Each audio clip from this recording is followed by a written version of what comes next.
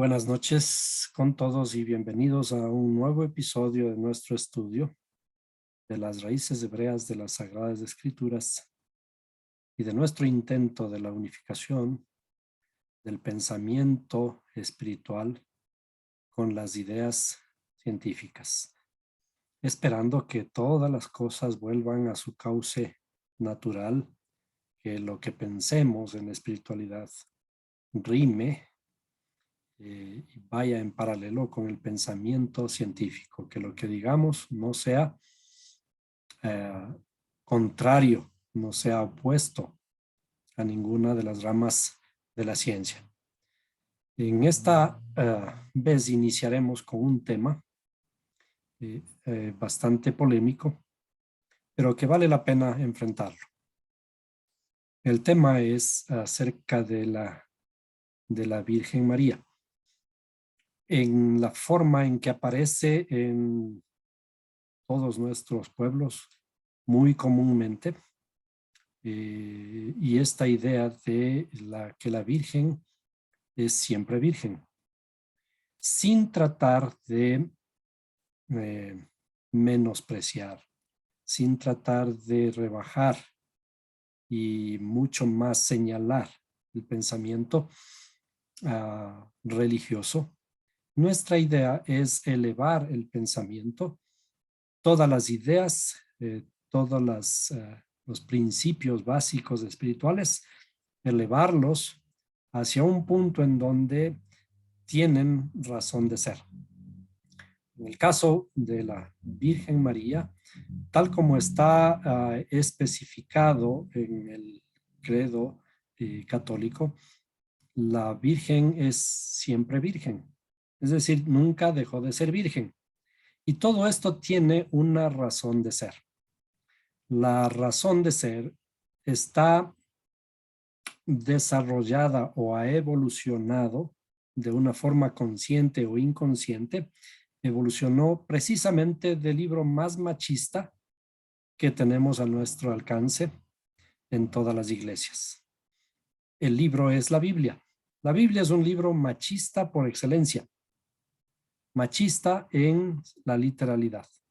¿Por qué es machista? Porque inicia desde el jardín del Edén con el pecado originado por, bueno, primero la serpiente, pero que engaña a la mujer y la mujer engaña al varón. Entonces, desde allí la mujer está señalada como la original, la originaria del pecado del ser humano y se le echan todas las culpas. Cuando se relatan también algunos mandamientos, aparece la mujer relegada. Cuando también luego en los escritos más modernos, los que llamamos el Nuevo Testamento, se utiliza la misma figura de la mujer para relegarla, para ponerla en segundo plano. Entonces, en la forma literal en la que aparecen los relatos bíblicos, la mujer está relegada a un segundo plano. Y muchos mandamientos parecerían estar dando cierta ventaja al varón sobre la mujer. Pero nosotros hemos explicado de que toda la Biblia es un libro espiritual, eminentemente espiritual, y tiene que acomodarse, tiene que ajustarse a las ideas estrictamente espirituales que están relatadas en la Biblia. Todos los relatos, absolutamente todos los relatos en la Biblia son de carácter espiritual y por lo tanto tenemos que analizarlos en la espiritualidad. Desde este punto de vista hemos introducido en este espacio la idea paralela de la psicología. Para nosotros explicar los fundamentos bíblicos, nos hemos apoyado en las ideas científicas y de psicología más modernas para ir analizando que las historias relatadas en la Biblia en forma literal son historias relacionadas con nuestra espiritualidad, relacionadas con nuestra psicología. Es decir, si es que estudiamos una determinada historia, mal haremos en quedarnos en los aspectos eminentemente históricos, en los aspectos eminentemente literales de los relatos. Pero nuestro deber debe ser siempre hurgar, cavar, discernir en las Sagradas Escrituras, encontrar el verdadero mensaje interior de los escritos. En el mensaje interior de los escritos comenzamos a ver que la Biblia de principio a fin deja de ser machista y comienza a tratar la espiritualidad del ser humano desde un aspecto de justicia, de igualdad de los dos géneros, un aspecto que es perfectamente aplicable a todos los seres humanos, tanto varones como mujeres. Entonces, bajo este punto de vista, vamos a analizar nuevamente esta idea del pensamiento humano a la luz del pensamiento hebreo, volviendo a recordar que la Biblia es un libro eminentemente hebreo. Es un libro para analizar desde las perspectivas del pensamiento hebreo. Cuando introducimos elementos extraños de pensamiento romano o de pensamiento griego o de pensamiento egipcio o de pensamiento oriental, pensamiento, por ejemplo, en el sistema chino, en los hindúes, etcétera, vamos a alejarnos de la forma en que están relatados los escritos, orientándonos hacia nuestra interioridad. Para ello, comencemos por dibujar nuevamente un diagrama de nuestra propia interioridad en la forma en que corresponde al pensamiento en el que está estructurada la Biblia. Bajo esta idea, si nosotros representamos nuestra interioridad, representamos nuestra alma, representamos nuestra psique, nuestra psicología, tenemos facultades intelectuales que están orientadas o están ubicadas psicológicamente en la cabeza. Entonces, estas son facultades intelectuales. Las facultades intelectuales,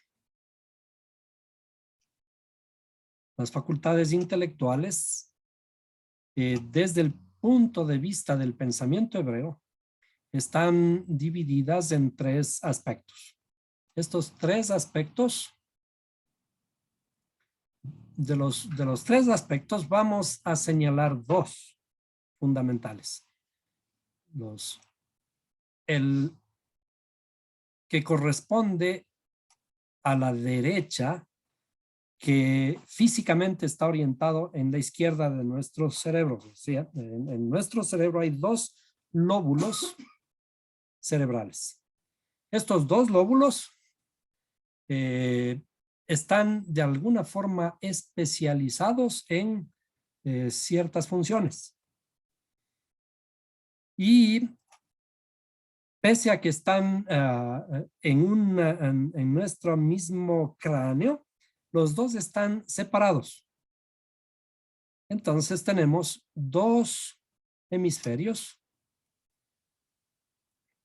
y sus especialidades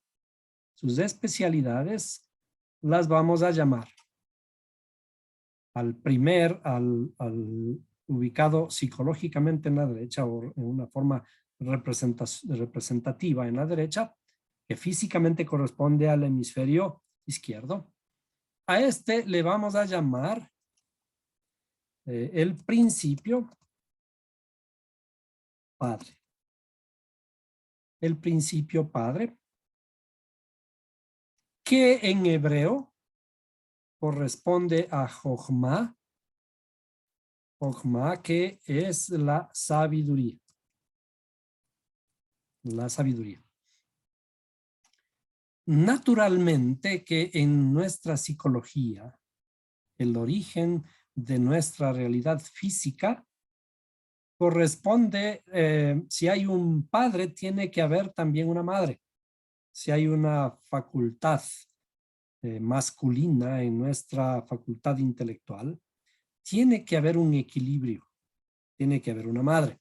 Entonces, a este principio le vamos a llamar el principio madre.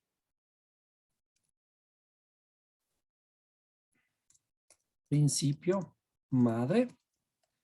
Sí, pero estamos hablando de principios, no estamos hablando de seres. En nuestra interioridad, el principio madre, en hebreo, se le conoce como binah y corresponde al entendimiento.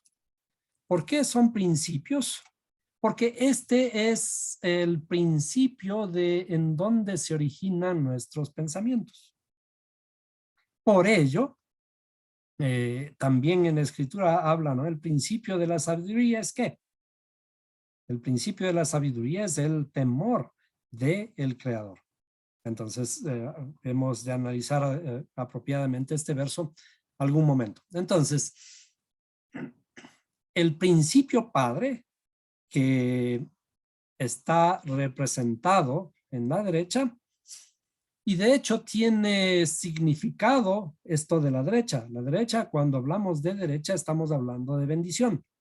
Y cuando hablamos de izquierda, estamos hablando de alguna forma de lo que se conoce como maldición.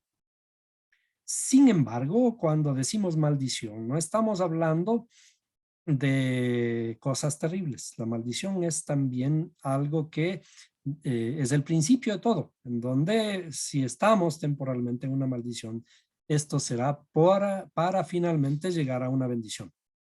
Es decir, en nuestra interioridad, digamos que si existe la derecha, hay la izquierda. Entonces vamos a poner por aquí, esto es derecha. Y si hay derecha, también debe haber una izquierda. Tiene que haber equilibrio. Es decir, el principio de todo es el equilibrio. Si es que hay luz, tiene que haber oscuridad. Y la oscuridad también es el origen de la luz. Es decir, por ejemplo, nosotros los seres humanos no estamos completos si no tenemos o no somos conscientes de nuestra propia oscuridad. O no estamos completos si no estamos completos con nuestra propia sombra. Es decir, lo que somos los seres humanos, la luz que somos, estará completa cuando somos conscientes de nuestra propia oscuridad. El equilibrio hace que nosotros seamos seres humanos. Entonces, en esta interioridad tenemos el principio padre, y si hay un padre, tiene que haber una madre. Estos principios rigen todo lo que ocurre en el universo. Es decir, si hay un padre, vamos a relatarlo ahora en una forma alegórica. Si hay un padre, el padre buscará una madre. ¿Y qué ocurre cuando el padre busca una madre? ¿Para qué se buscan? Se buscan para hacerse compañía. Y entre esa compañía tiene que haber también relaciones. Entonces, cuando existe el padre, siempre estará la madre. Entonces, si hay padre, está la madre. Si hay madre, estará el padre. Los dos van siempre juntos. Y es por eso, en nuestra interioridad, en el cerebro, en el cráneo, todos los seres humanos tenemos estos dos hemisferios. Tenemos el principio padre y tenemos el principio madre. Principio padre, principio varón, está hablando de nuestra forma de pensar, de una estructura razonada. Y cuando hablamos de un principio madre, estamos hablando de una estructura más artística. Estamos hablando de una estructura un poco más emocional. Entonces, el principio en nuestro pensamiento comienza por el padre y luego hay una madre. A esto en la escritura ustedes conocen cuando se dice, por ejemplo, el Padre Nuestro. Cuando decimos Padre Nuestro, que estás en dónde? Estás en los cielos. Entonces, esta es la parte que se llama en la escritura, vamos a ponerle, esto se llama los cielos. Las facultades intelectuales. Y que coincide y que es perfectamente aplicable a todo lo que ocurre en el universo. El principio supremo, el principio divino es los cielos, o está sentado en los cielos. Ahora, sin embargo, sin cielos, los cielos no existen sin el principio tierra también. Pues vamos a dibujar aquí la tierra y le dibujo en el color rojo porque por la razón de que está ligado más a nuestras emociones. Entonces, estas son las facultades emocionales y conductuales. Vamos a ir siendo un poco más precisos cada vez, ¿no? Un poquito más precisos. Facultades emocionales y conductuales. Agrupamos en una sola parte en lo que correspondería a nuestro tronco. Entonces, en la cabeza tenemos estos principios intelectuales, las facultades intelectuales, a los que llamamos cielos, y entonces debajo aquí estaría lo que se conoce como tierra. A esto que conocemos como tierra, vamos a ponerle en este color, lo que conocemos como tierra es lo que tenemos que trabajar. ¿Para qué? Si trabajamos la tierra, tenemos que crear frutos. Tenemos que hacer que la tierra sea fructífera, ¿no? Bien, cuando entonces, regresando a los cielos, a las facultades intelectuales, existe un padre, tiene que haber una madre. Equilibrio. Y por lo tanto, si estos dos se juntan, los dos van a producir un hijo. Y este hijo va a ser el resultado de su trabajo, el resultado de su amor, el resultado de sus relaciones. El principio hijo, que es además el que va a ayudarles a trabajar la tierra. Entonces vamos a poner aquí. Este es el principio hijo. Principio hijo. ¿Sí? En hebreo a este principio hijo se le conoce como Da'at, que es el conocimiento. Entonces, si es que nuestro pensamiento inicia con sabiduría, con una chispa de sabiduría. Entonces vamos a dibujar aquí una chispa de sabiduría. ¿Bien? Una letra chiquita. Si inicia con una chispa, esa chispa tiene que ser trabajada. Tenemos que recolectar mucha información. A esto se le conoce como la inteligencia, que es un principio madre, el principio de organizar las ideas, el de organizar toda la información. Si tenemos una idea, ese es el principio padre, esa idea tiene que ser trabajada. Ese trabajo, la organización, es un principio femenino. Por eso es que en realidad en nuestras casas, quienes se encargan de la organización de la casa, fundamentalmente son mujercitas. ¿Por qué? Porque están especializadas en este trabajo, pero no porque debe ser así, absolutamente, sino es simplemente una especialización del género. Ahora, una vez que el pensamiento ha sido trabajado y hemos organizado adecuadamente toda la información relacionada con la idea, entonces aparece el hijo. El hijo es la experiencia.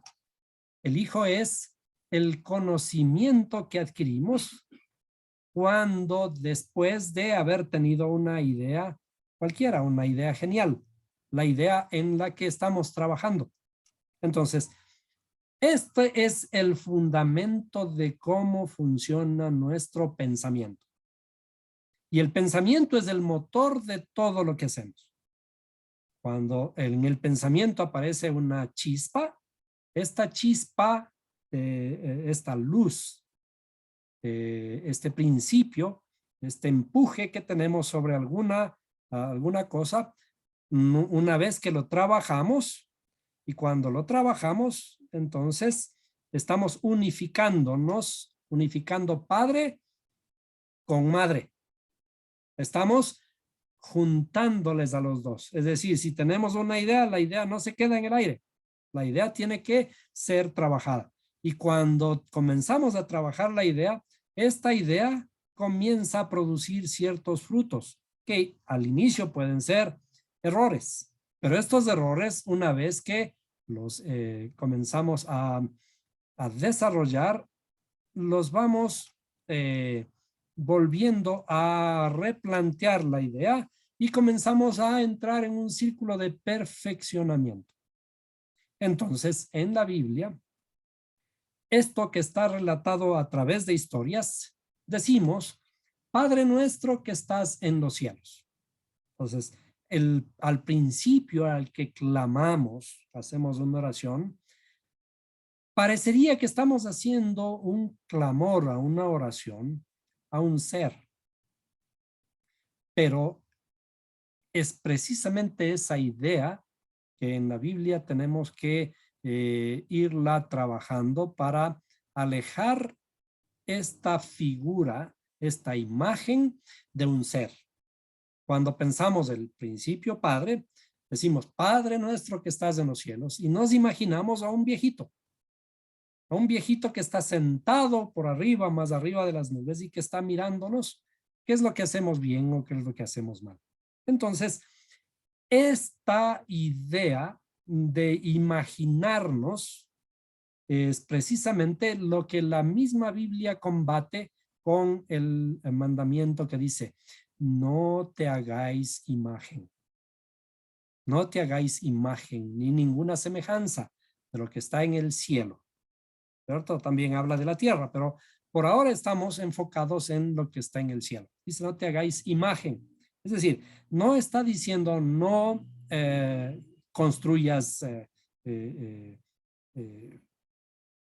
muñequitos o lo que conocemos como santos, figuras, etcétera, ¿no? Está hablando de nuestra propia imaginación. Si es que nosotros pensamos en que este Padre es un ser, le estamos limitando. Cuando debemos reconocer que el Padre, la sabiduría, el creador del universo es infinito. Por lo tanto, el infinito no tiene que tener figura. El infinito no tiene que tener imagen. El infinito no tiene que tener forma. Cuando comenzamos a interiorizar entonces estos aspectos, debemos comenzar a dejar a un lado la imagen. La Biblia, si bien es cierto, sí habla de padre, cuando habla de Dios, por ejemplo, dice varón de guerra.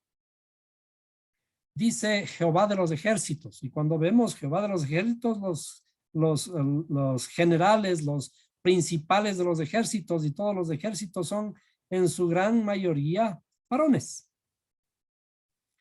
En la Biblia, como está relatado, dice que hay padre, hay un hijo, entonces vamos a señalar aquí, hay un padre, hay un hijo, y hay un padre, también hay un hijo, y también aparece un famoso Espíritu Santo. En alguna clase anterior ubicamos ya el Espíritu Santo como este principio madre. ¿Sí? ¿Por qué? Porque el Espíritu Santo en hebreo es Ruach HaKodesh, la Ruach HaKodesh, que es un principio femenino. Entonces, en nuestra psique hay un equilibrio, hay un principio padre, hay un principio madre, y estos deben generar, o estamos generando cada vez en nuestro pensamiento un principio hijo, que son las experiencias, que son la luz de todo nuestro transitar, lo que estamos aprendiendo aquí en la vida. Estos frutos que son el hijo. Luego hemos de estar analizando qué es lo que ocurre aquí en nuestra interioridad. Estas son las facultades emocionales con las que tenemos que trabajar con la luz del hijo. Entonces, por ahora, tenemos que poner que el hijo es la luz del mundo. Entonces, esa luz, que no está hablando de una luz física, material, como la que nosotros conocemos, sino esta luz es la luz del conocimiento, la luz que es el principio fundamental que crea en sí todo el universo, las leyes fundamentales del universo sobre lo que está construido el mundo. Primero existe esta luz que también es la palabra. Muy bien, ahora el asunto es de que, como ustedes pueden apreciar en esta estructura interna de nuestra psique, hay un equilibrio entre padre y madre.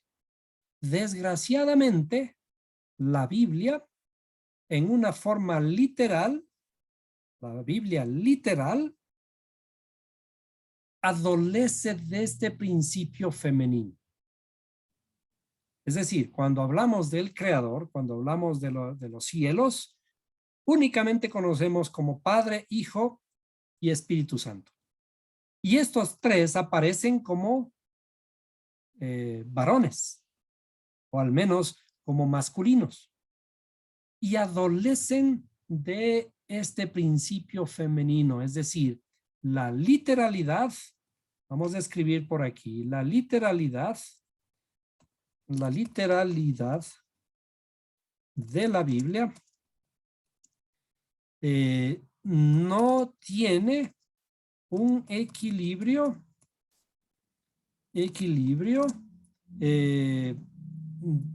de masculino, femenino. ¿Sí?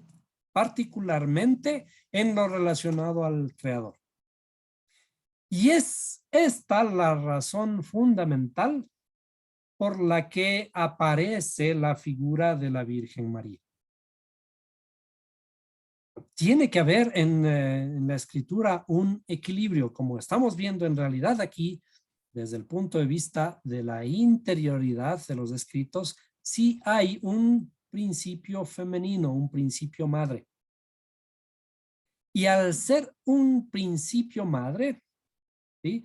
Que es la que provee el equilibrio entre estos principios aquí en nuestras facultades intelectuales y por lo tanto en lo que conocemos como los cielos. Al haber este equilibrio, entonces quiere decir que la literalidad de la Biblia contiene información más allá de lo que está escrito. Y para poder obtener esta información tenemos que recurrir a ciertas estrategias de estudio que nos llevan al conocimiento de la interioridad. Ahora, cuando hablamos de nuestra madre,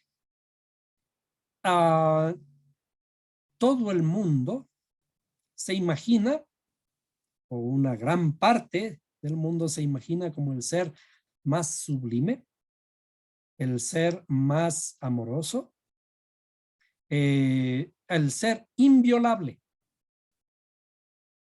Es decir, cuando alguien, por ejemplo, intenta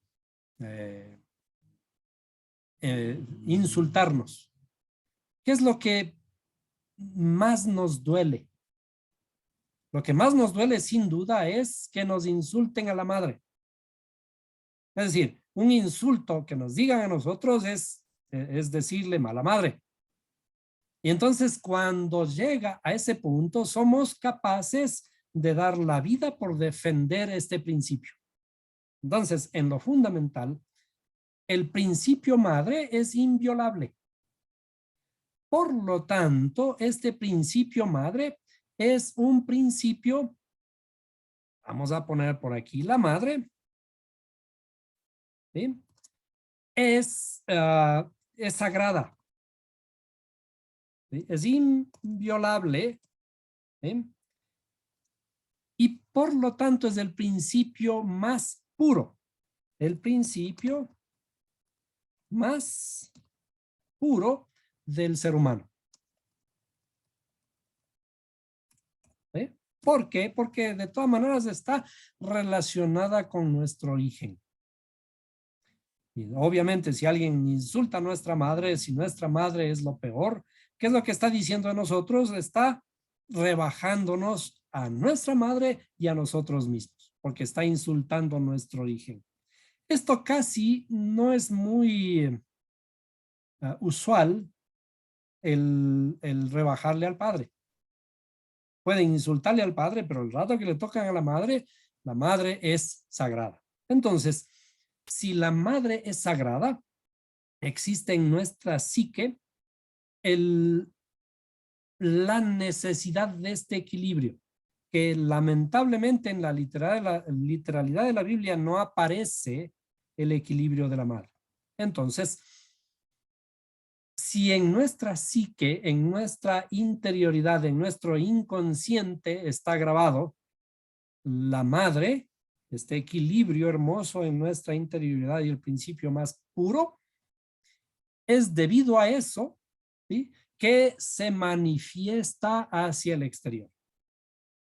Todo lo que tenemos en nuestra interioridad se manifiesta hacia el exterior de alguna forma. Por ejemplo, si en nuestra interioridad no estamos bajo una estructura armoniosa, si en nuestra interioridad estamos divorciados de nuestros propios pensamientos o nuestros propios pensamientos de nuestras emociones y de nuestras acciones, no hay unidad, esto se va a manifestar en lo exterior. Es decir, el divorcio, la desunión, las peleas, etcétera, son simplemente manifestaciones externas de algo que hay interno. En la misma forma, el principio de la madre está grabado en nuestro inconsciente y por lo tanto debe manifestarse en el exterior.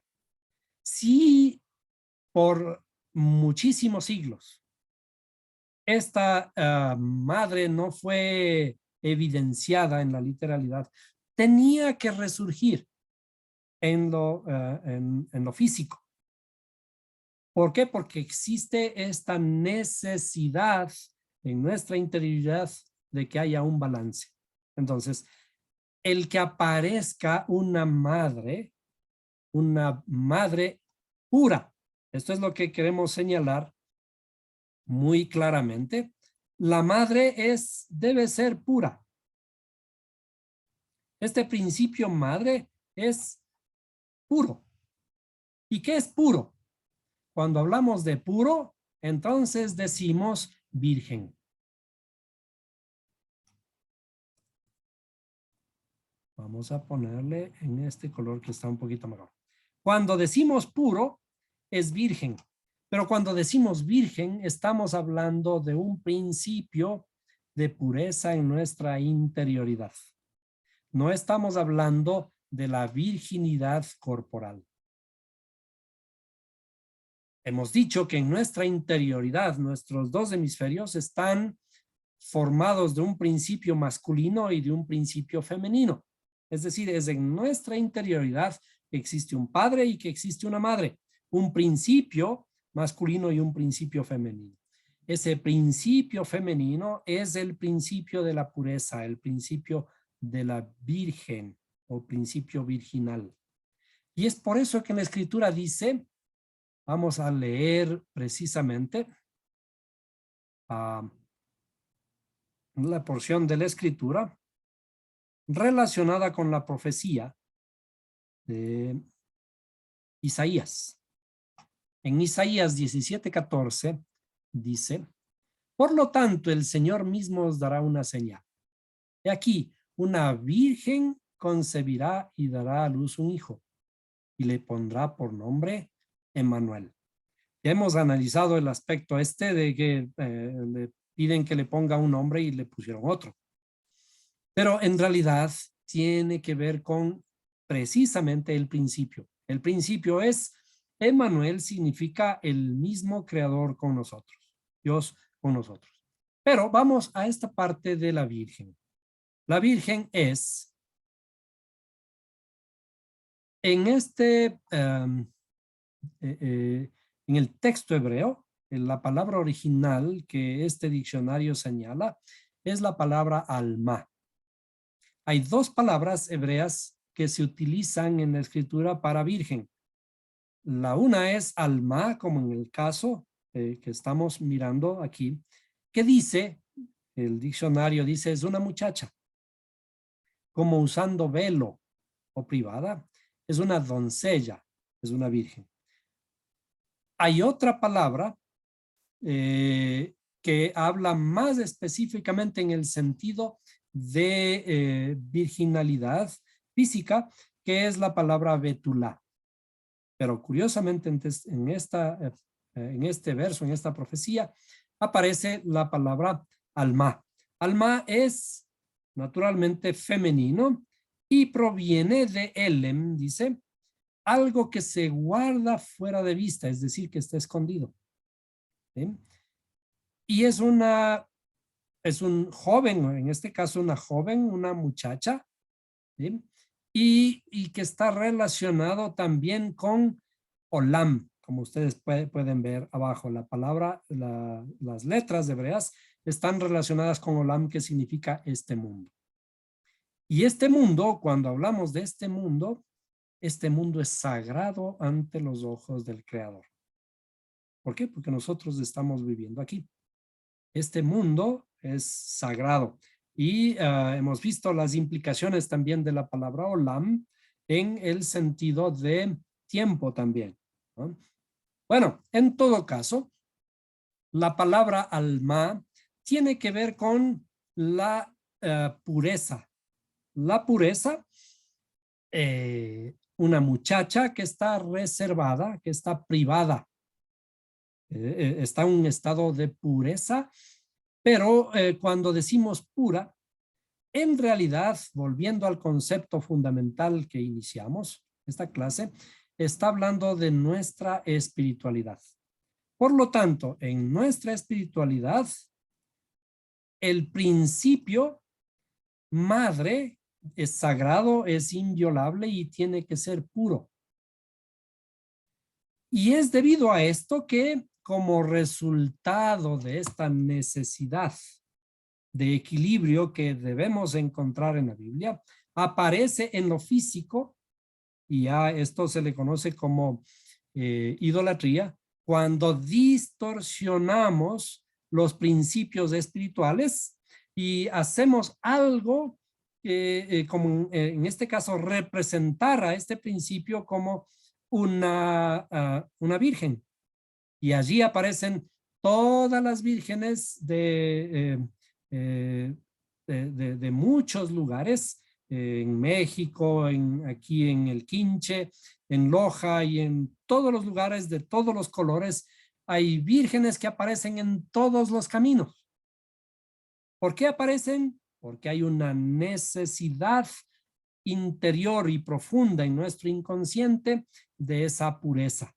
Ahora, por tanto, ¿de qué está hablando la Biblia? Está hablando de que esta madre, la madre que simboliza la transformación de toda nuestra interioridad, que es la que se crea a partir de aquí todos los frutos que veremos en unas clases posteriores, simbolizado por el Hijo. Esa madre tiene que ser pura y va a permanecer pura por siempre. Es decir, en el principio del pensamiento, cuando lo que estamos trabajando, las ideas que estamos trabajando, tienen que ser puras, tienen que ser vírgenes, tienen que ser ideas las más sublimes con las que podamos construir nuestro mundo. Si construimos nuestro mundo fundamentados en principios, como conocemos, mundanales, en principios sin sentido, en principios egoístas, entonces nuestro mundo será el resultado, cosecharemos lo que estaremos sembrando. Pero la escritura, ¿qué nos dice? Que esta madre tiene que ser pura. Cada vez que tengamos una idea, esa idea tiene que ser trabajado con las manos más puras, simbólicamente hablando, que son, debemos tener en nuestro entendimiento. Y esto rima con las mismas palabras de Jesús. Cuando Jesús dice, dejad que los niños vengan a mí. ¿Por qué? Porque de los tales es el reino de los cielos. ¿Por qué los niños? Los niños tienen el mismo principio de pureza, el mismo principio de inocencia que debe trabajar una madre, nuestras ideas. Y nuestras ideas ser la madre, el fundamento de nuestro conocimiento. Cuando este conocimiento que estamos creando está fundamentada en una idea pura, y cuando estemos trabajando sobre estas mismas ideas y la madre siga siendo pura, entonces estaremos en el camino correcto. Y es por esto que inclusive en la terminología hebrea, el principio virgen que corresponde a nuestra espiritualidad, la parte femenina de nuestra espiritualidad, dicen que desposa a tu mujer, a tu esposa virgen, todos los días. ¿Cómo puede ser esto? Virgen se es una sola vez y después físicamente se pierde la virginalidad. Pero en lo espiritual, siempre, cada vez, cada día, tenemos que crear una nueva idea con entendimiento, con una inteligencia pura, una inteligencia virgen. Y es por esto, fundamentado en esto, que aparece como resultado de esta necesidad interna, aparece una Virgen María que debe ser virgen, siempre virgen. Pero como nosotros sabemos, todos los aspectos religiosos lo que hacen es reflejar un principio espiritual. Es decir, cada cosa que nosotros hacemos está recordándonos la espiritualidad. Es decir, si nosotros tenemos una virgen y esta virgen es virgen, siempre virgen, lo que nos debe hacer es recordar la espiritualidad, que este es un principio que debe estar todos los días generándose a cada instante en nuestra interioridad. ¿Qué quiere decir? Que las ideas, el inicio del pensamiento tiene que cada vez seguir siendo puro, seguir siendo una mujer virgen a la que tenemos que desposar noche tras noche. Tiene que ser un niño con la inocencia, porque es a través de esa pureza y de esa inocencia que alcanzamos el reino de los cielos. Entonces, desde luego que cuando recordamos que cada cosa en la religiosidad nos refleja un aspecto en la espiritualidad, entonces estamos haciendo bien. Pero si nos quedamos únicamente en los aspectos literales, entonces todo lo que hacemos, que es simplemente religiosidad, esa religiosidad seguirá siendo idolatría. Porque toda distorsión de la espiritualidad es simplemente idolatría. Hasta aquí, entonces, dejamos esta parte de la clase, este principio, acerca de virgen, siempre virgen.